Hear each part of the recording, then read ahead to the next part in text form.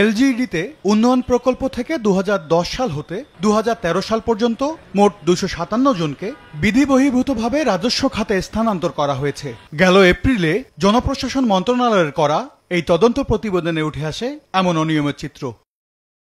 প্রতিবেদনে দেখা যায় 257 জনের মধ্যে 36 জনের প্রকল্পে চাকরির ধারাবাহিকতা ছিল না।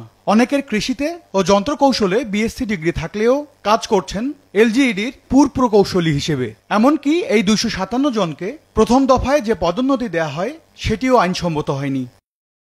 এ অবস্থায় এক রিটের প্রেক্ষিতে গেল 6 আগস্ট তাদের পদোন্নতি সহ বিভিন্ন কার্যক্রমে স্থিতাবস্থা দেন উচ্চ আদালত।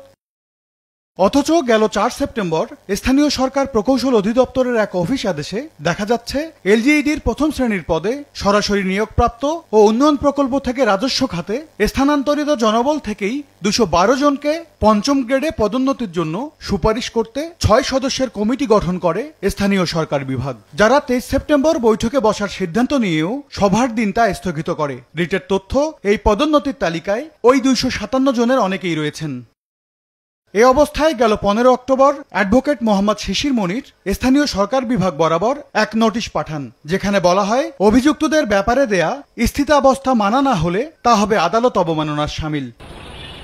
যাদের চাকরি রাজস্ব খাতে স্থানান্তর হয়েছে অনিয়ম করেই উচ্চ আদালতের আদেশকে পাশ কাটিয়ে তাদের পদোন্নতির উদ্যোগের পেছনে কোনো অসৎ উদ্দেশ্য আছে কিনা তা খতিয়ে দেখার তাগিদ টিআইবির নির্বাহী পরিচালকের। যাদের বিরুদ্ধে অভিযোগ আছে, এমনকি দুর্নীতির অভিযোগ আছে বা অন্য কোনো কারণে নিষেধাজ্ঞা অর্পিত হয়েছে ফ্রম দ্য কোর্ট, সেই ক্ষেত্রে তো কোনো অবস্থায় একতরফাভাবে এলজিইডির মতো প্রতিষ্ঠানের কোনো সিদ্ধান্ত নিতে পারে না। তার পিছনে কি যুক্তি আছে সেটা এলজিইডি ব্যাখ্যা করা উচিত। কোনো কারণে যেন উপযুক্ত ও নির্দোষ কর্মকর্তারা তাদের উপযুক্ত প্রাপ্য থেকে বঞ্চিত না হন তা নিশ্চিত করার তাগিদও টিআইবির।